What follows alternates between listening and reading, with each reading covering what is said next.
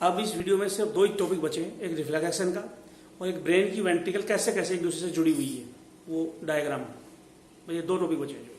तो reflex action बड़ा topic को स्टार्ट करते हैं। Involuntary response of the body against any stimulus. किसी भी स्टिमुलस को इनवॉलंटरी जवाब देना, जो वॉलंटरी नहीं, कोई कुछ हमारी बाहर कुछ हो और हम एकदम बगैर सोचे जवाब दें, कोई भी चीज हो हमारे बाहर हो और हम उसको बाहर बगैर सोचे जवाब दें, तो रिफ्लेक्स एक्शन है। एग्जांपल कराता हूं।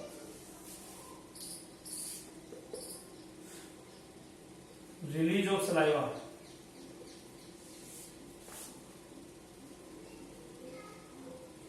when we see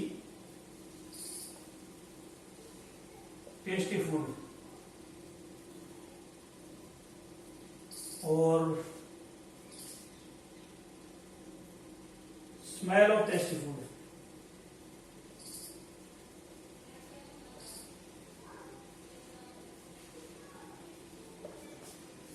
टेस्टी खाना कहीं देख ले, हम जो भूख लग रही हो, टेस्टी खाना देख ले, मुंह में पानी आ जाएगा जो।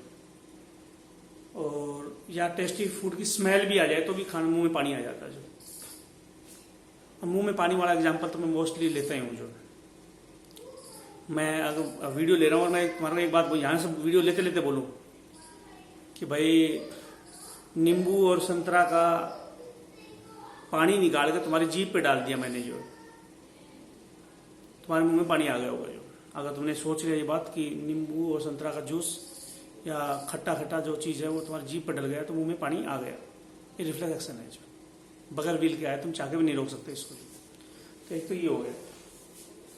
दूसरा, closing of I when any object approach them.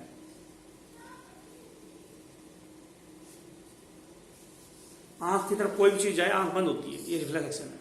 बगैर सोचे हम बंद कर लेंगे आपको, तो रिफ्लेक्स एक्शन है।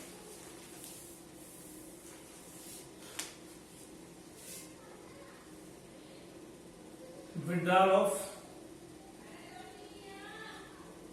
Limbs when withdrawal of limbs when needle is penetrated in them।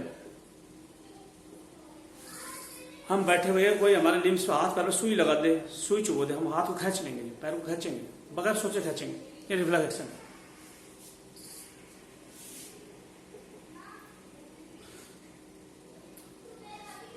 इसके अलावा crying of baby for food when hungry, crying of newly born baby,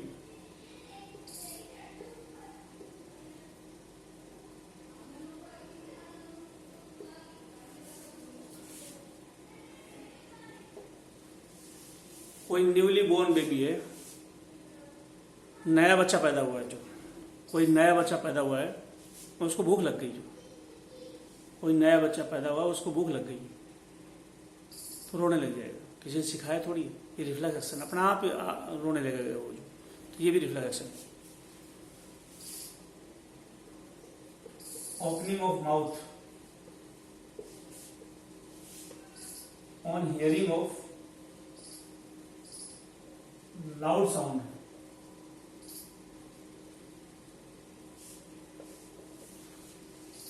loud sound सुनते के साथ हमने तेज आवाज सुनी और एकदम मुंह खुल गया, तो रिफ्लेक्स एक्शन है। Opening of mouth on hearing of loud sound. हो सकता सभी में ना हो,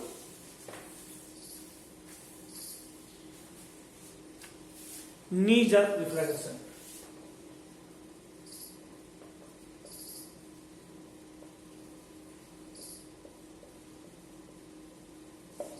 ये रिफ्लेक्स एक्शन तुम्हारी एनसीईआरटी में दे रखा है। नी जर्क रिफ्लेक्स एक्शन तुम्हारी एनसीईआरटी में है और एनसीईआरटी से करना पड़ेगा। नी जर्क रिफ्लेक्स एक्शन जो है एनसीईआरटी से, उसका डायग्राम बहुत पूछा जाता है। नी जर्क रिफ्लेक्स एक्शन का एनसीईआरटी वाला जो, चलो ये भी कराएंगे जो। इसका अलावा ये रिफ्लेक्स एक्शन हम सारे देख सकते हैं, जो ये सारे रिफ्लेक्स एक्शन देख सकते हैं, लेकिन कुछ रिफ्लेक्स एक्शन हमारी बॉडी में जो देख नहीं सकते, जो जैसे release of gastric juice,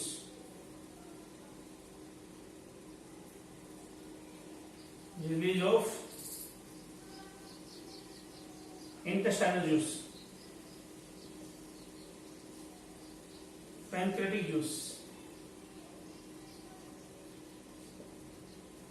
bile juice, इन सबको डाइजेस्टिव जूस बोलते हैं।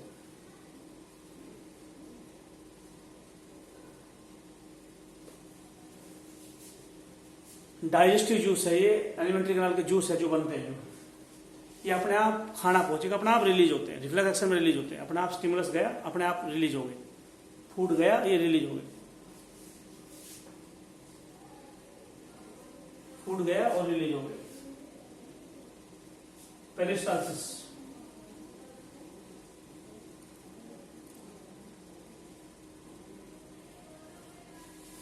पेरिस्टाल्सिस होती है एलिमेंट्री कैनाल कांटेक्ट करे, फूड आगे जाए, फूड वहां पहुंचते के साथ इंटेस्टाइन, लार्ज इंटेस्टाइन में, स्मॉल इंटेस्टाइन में फूड पहुंचते के साथ अपना पेरिस्टाल्सिस स्टार्ट हो जाती है।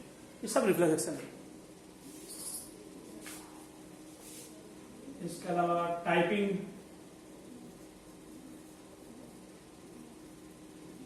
वगैरह भी रिफ्लेक्स एक्शन में आती है। और भी रिफ्लेक्स एक्शन हो सकते हैं, ज़्यादा से ज़्यादा तुम अलग अलग बुकों से एग्जाम्पल ढूंढो, तुम खुद ढूंढो एग्जाम्पल अलग अलग बुकों से, जो है कोई रिफ्लेक्स एक्शन का एग्जाम्पल रहना आ जाए, क्योंकि क्वेश्चन बहुत पूछते हैं रिफ्लेक्स एक्शन में कि रिफ्लेक्स एक्शन है या नहीं है। जो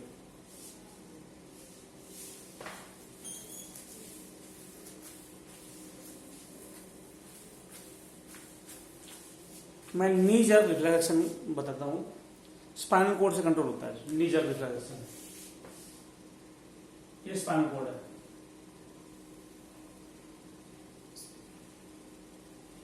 ये स्पाइनल कॉर्ड है,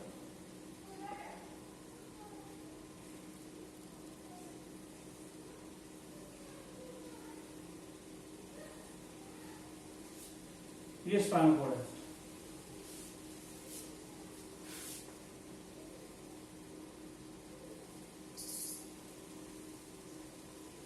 इसको डोर्सल रूट बोलते हैं, इसको वेंट्रल रूट बोलते हैं। ऊपर डोर्सल रूट है, नीचे वेंट्रल रूट है।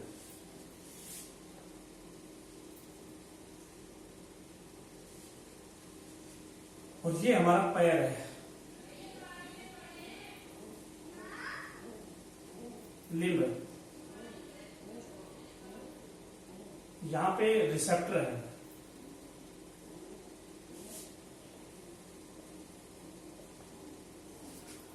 और यहां से मैंने हथौड़ा मारा, यहां पे इसके यूं मारा यहां पे, तब की तब मैसेज यहां से जाएगा ऐसे। ये दूसरा न्यूरॉन है, ये तीसरा न्यूरॉन है, ये इधर जा रहा है, ये इधर जा रहा है।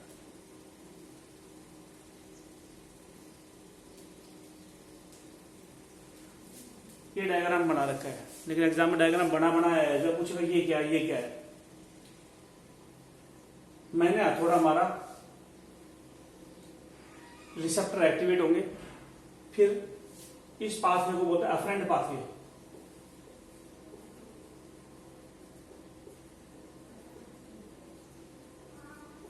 मैंने हैमर या हथौड़ा मारा, अफरेंट पाथवे से, अफरेंट का मतलब की तरफ, स्पाइनल कॉर्ड की तरफ गया है। मैंने हैमर मारा और अफरेंट पाथवे से स्पाइनल कॉर्ड में मैसेज चला गया, अफरेंट पाथवे से स्पाइनल कॉर्ड में मैसेज चला गया। यहां पे है कनेक्टर न्यूरॉन, ये है ग्रे मैटर,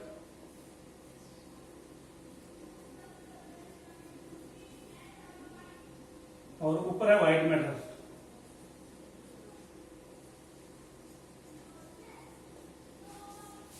नीचे ये पूरा ग्रे मैटर है, ऊपर व्हाइट मैटर है, पूरा ग्रे मैटर है, नीचे ऊपर नीचे व्हाइट मैटर, ये व्हाइट मैटर है, ये ग्रे मैटर है, और ये इफरेंट पाथवे।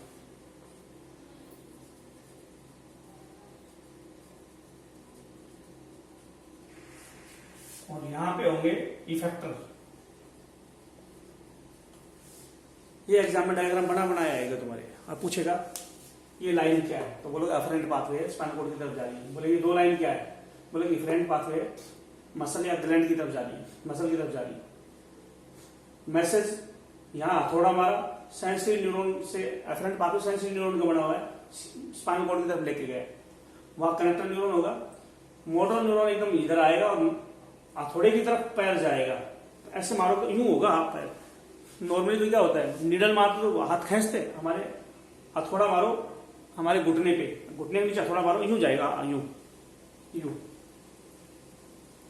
हथौड़ा मारोगे और वो पैर हथौड़े की तरफ जाएगा। इसको नी जर्क रिफ्लेक्शन बोलते हैं। कौन सा रिफ्लेक्शन हो गया, नी जर्क रिफ्लेक्शन।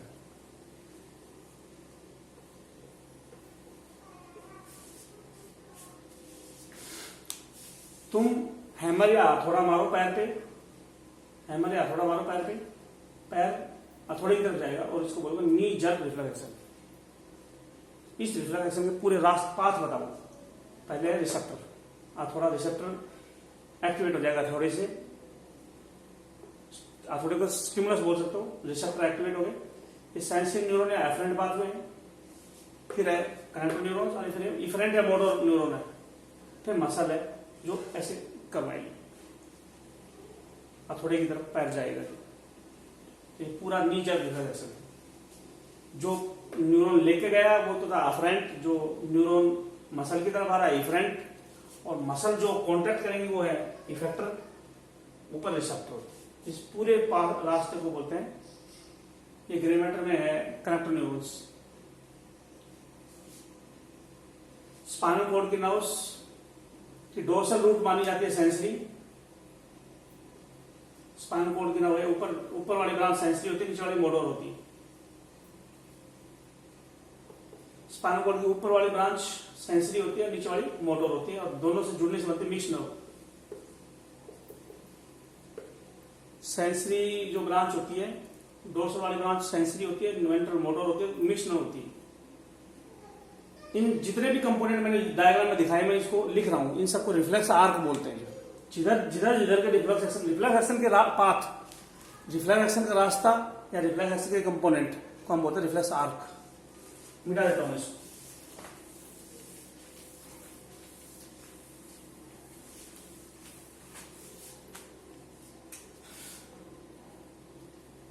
रिफ्लेक्स एक्शन का पाथ और कंपोनेंट ऑफ रिफ्लेक्स एक्शन।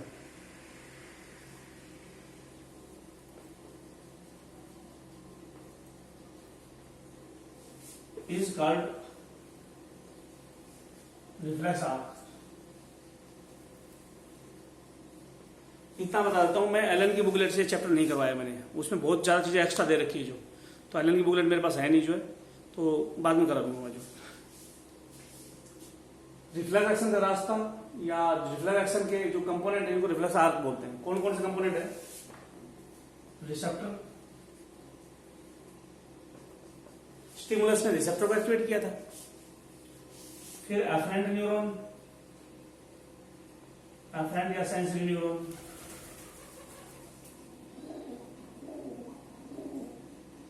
फिर एफरेंट या सेंसरी न्यूरॉन, फिर स्पाइनल कॉर्ड का neuron, motor connector neurons,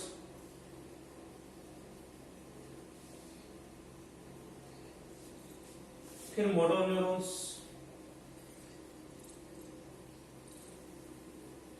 last का इफेक्ट आता है यहां तो मसल पे है, और जब मैं खट्टी चीजों के नाम ले रहा हूं, मुंह में पानी आ रहा हूं, वहां ग्लैंड लास्ट में सीक्रेशन डाल रही है। जो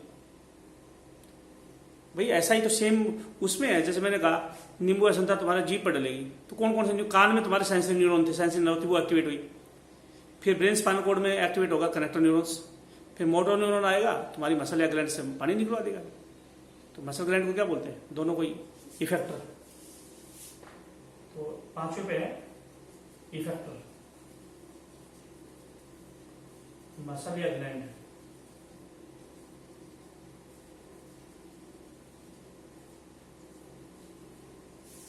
मसल्स या ग्लैंड को बोलते हैं इफेक्टर।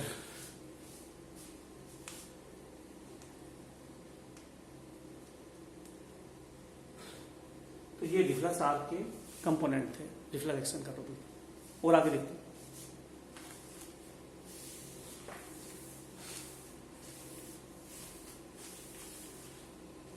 रिफ्लेक्स एक्शन दो टाइप के होते हैं, एक स्पाइनल, एक क्रेनियल या cerebral. Types of reflex action: spinal reflex action, cerebral reflex action. Unconditioned reflex action, inborn और अनकंडीशनड रिफ्लेक्स एक्शन।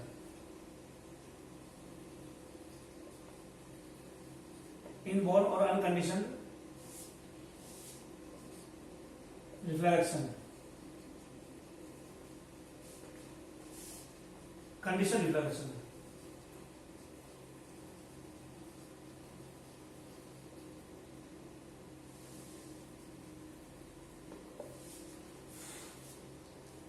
समझे?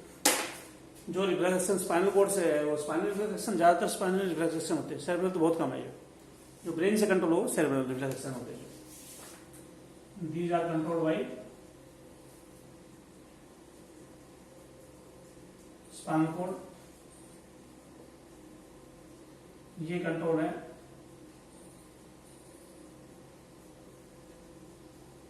सेरेब्रल।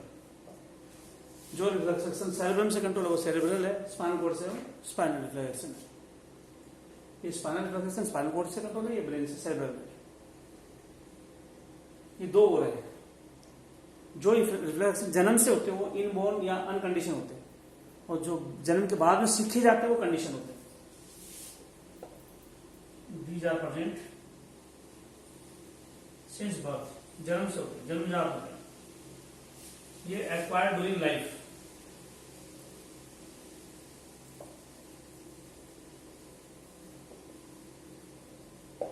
ये लाइफ में सीखे जाते हैं कंडीशन।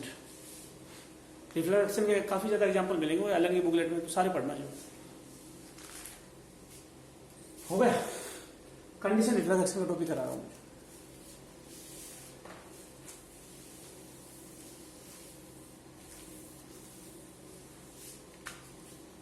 कंडीशन रिफ्लेक्स एक्शन, इसका फादर है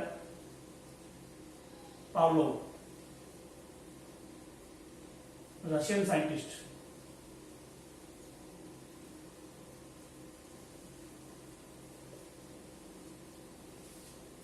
रशिया का साइंटिस्ट है पावलोव। रशिया का साइंटिस्ट है पावलोव, जो कंडीशन रिफ्लेक्स एक्शन का फादर है। कंडीशन रिफ्लेक्स एक्शन का फादर है पावलोव, रशिया का साइंटिस्ट। इसने एक्सपेरिमेंट किस पे किया था? पावलोव ने। He perform experiment on dog. Dog के ऊपर पावलोव ने एक्सपेरिमेंट किया था, और डॉग को खाना देता था और घंटी बजाता था। He rang the bell during food,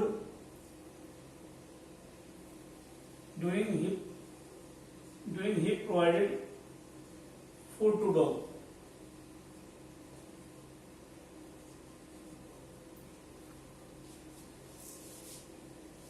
वो उसने घंटी बजाई डॉग को, जब खाना दिया था। जब डॉग को खाना दिया था उसने घंटी बजाई।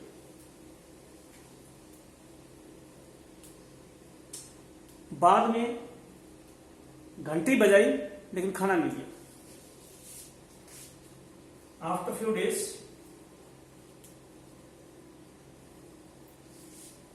he rang the bell and did not provide the food.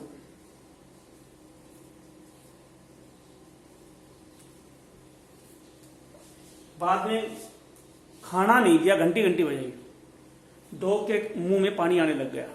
ये कंडीशन रिफ्लेक्स एक्शन है। उसने लाइफ में सीखा है कि खाना मिलेगा, घंटी बजी तो खाना मिलेगा। तो कुछ दिनों बाद जब उसने घंटी बजाई और खाना नहीं दिया, dog show salivation without food condition, even by ringing of bells। घंटी बजाई है और मुंह में पानी आ रहा है जो। तो ये जो रिफ्लेक्स एक्शन है लाइफ में सीखा है, उसको पता है कि घंटी बजी तो खाना मिलेगा। तो घंटी को बोले कंडीशन स्टिमुलस। नॉर्मल आदमी, नॉर्मल डॉग के आगे घंटी बजा लो कुछ नहीं फर्क पड़ता, लेकिन खाना देख के घंटी बजाओगे तो मुंह में पानी आएगा। तो रिफ्लेक्स एक्शन तो मुंह में, नॉर्मली मुंह में पानी आना। डॉग है, घंटी बजाई और मुंह में पानी आ गया। एक डॉग है, घंटी बजाई, मुंह में पानी नहीं आया। तो मुंह में पानी आना लाइफ में सीखा है कि घंटी बजी तो मुंह में घंटी बजी है तो खाना मिलेगा, इसलिए मुंह में पानी आ रहा है। तो ये रिफ्लेक्स एक्शन लाइफ में सीखा है, कंडीशन रिफ्लेक्स एक्शन है। तो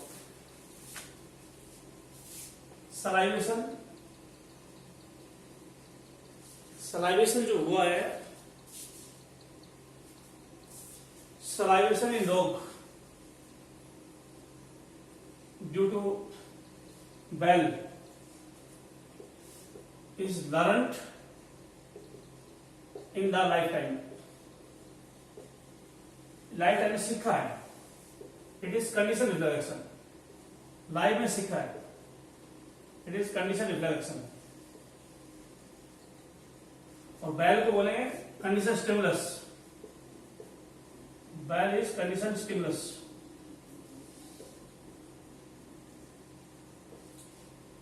कंडीशन रिफ्लेक्स एक्शन जो होते हैं, कंडीशन रिफ्लेक्स एक्शन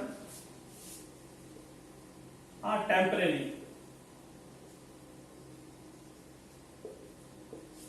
ये परमानेंट नहीं है। डेली घंटी बजाओगे, खाना ना दोगे तो डॉग समझ जाएगा अब तो खाना नहीं मिलना है, वैसे ही बज रही है जो। तो कंडीशन रिफ्लेक्स एक्शन क्या होते हैं? टेम्परेरी होते हैं। शुरू में घंटी बजाओगे पानी आएगा, उसको पता है खाना मिलेगा, कुछ दिनों के बाद पानी आना बंद हो जाएगा। तो टेम्परेरी होते हैं। नॉन इनहेरिटेबल, ये बच्चे में नहीं जाएंगे जो कंडीशन रिफ्लेक्शन। कभी उसके बच्चे आगे घंटी बजाओगे कुछ नहीं फर्क पड़ना उसके, उसको क्या पता घंटी से खाना मिलता है जो। तो ये इनहेरिटेबल नहीं, ऑब्सर्विंग में नहीं जाते, कंडीशन टेम्परेरी है। और ये रिफ्लेक्स एक्शन लाइफ सेविंग होते हैं जो। Reflex action our life saving.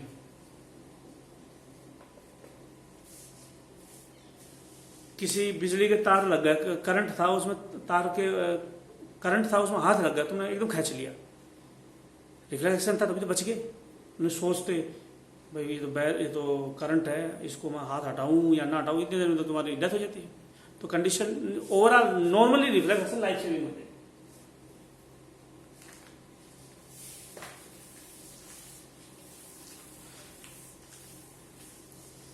Brain की 4 वेंट्रिकल होती है, उनके डायग्राम बना रहा हूं।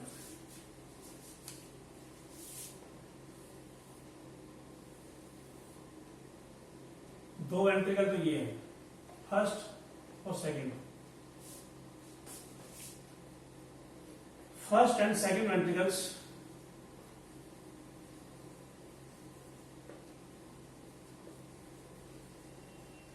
Are present in the cerebrum.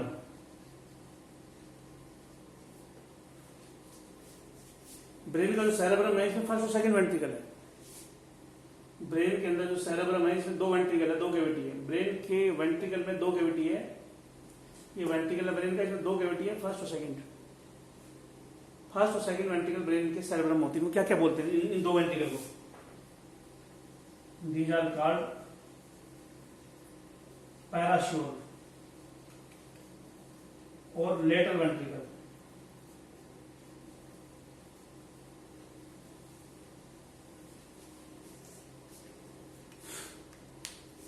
दो वेंट्रिकल है सेरेब्रम में, फर्स्ट और सेकंड सेरेब्रम में, इनको लेटरल वेंट्रिकल बोलते हैं, पैराशूल बोलते हैं।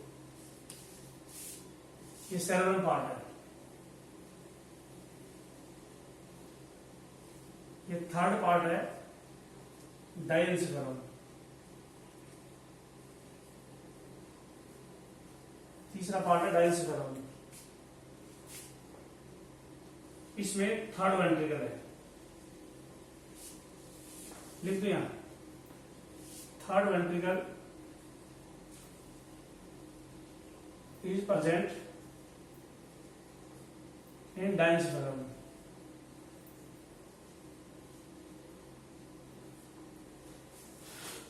दो वेंट्रिकल सेरेब्रम में, फर्स्ट और सेकंड, थर्ड है डायंसिफेरम में, फर्स्ट सेकंड सेरेब्रम में, थर्ड है डायंसिफेरम में। और इस छेद को क्या बोलते हैं? जो फर्स्ट सेकंड और थर्ड वेंट्रिकल की जो छेद है इसको क्या बोलते हैं? Foramen of Monro. Foramen of Monro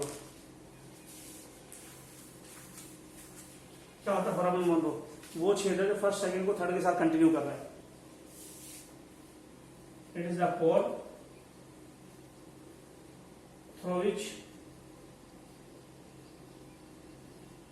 first and second ventricles open in diaphragm.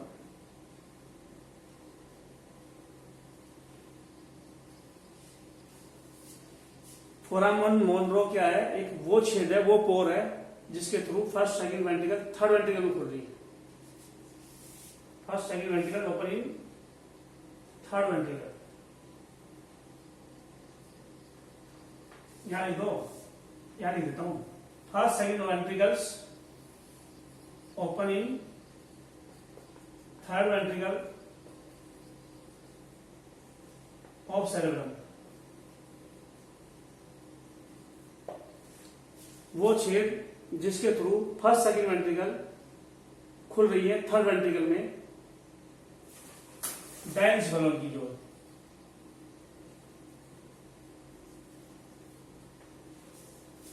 वो छेद जिसके through first second ventricle third ventricle में खुल रही है, first second ventricle third ventricle में खुल रही है छेद से, उसको फोरामेन मोनरो बोले।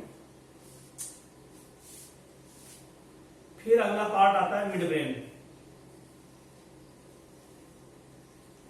और लास्ट में आता है मेडुला। मेडुला ओब्लोंगेटा, ओब्लोंग है इसलिए इसको ओब्लोंगेटा बोलते हैं, लंबा है। इसमें मेडुला ओब्लोंगेटा में फोर्थ वेंट्रिकल होती है। इसमें फोर्थ कैविटी होती है।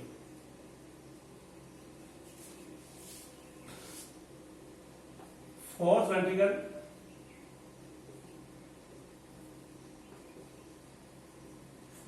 is present in medulla oblongata.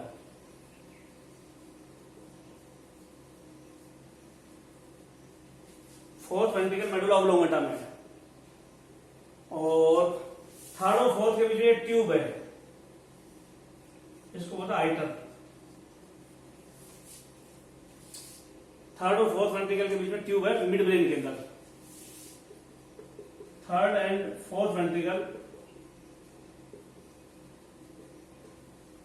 क्यों ले लो, पूरा लिख दो। Third ventricle of diencephalon. Diencephalon की third ventricle, fourth ventricle medulla की, and fourth ventricle of medulla are connected by tube which is called iter or aqueduct of Sylvius.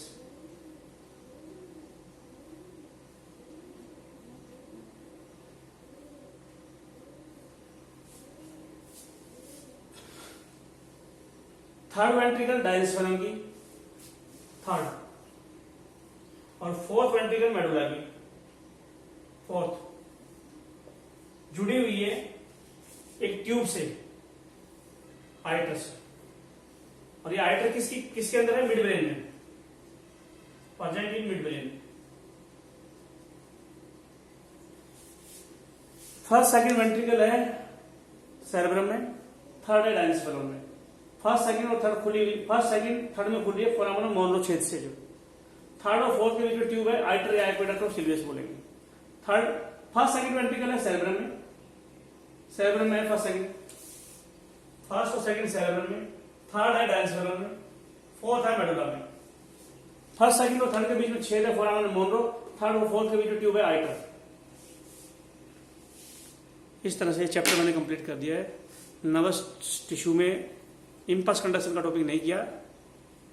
कई type impulse conduction होता है, माइलिनेटेड न्यूरॉन में, non myelinated neuron में, साइनप्स के ऊपर, ये मैंने टॉपिक नहीं करवाया। मेरे को ऐसा लगता है मैंने करवा दिया, अगर नहीं करवाया तो बता देना, करवा दिया तो रहने देंगे। और एलन की बुकलेट से भी मैंने नहीं करवाया, उसमें काफ़ी चीज़ डिटेल में है, रिफ्लेक्शन के एग्जाम्पल ज़्यादा है और काफ़ी चीज़ और है जो, लेकिन फिलहाल मेरे पास बुक नहीं है जो, तो जो मेरे को करवाना था मैंने करवा दिया जो। अब इस वीडियो को मैं यहीं रोक रहा हूँ। ठीक है बेटा।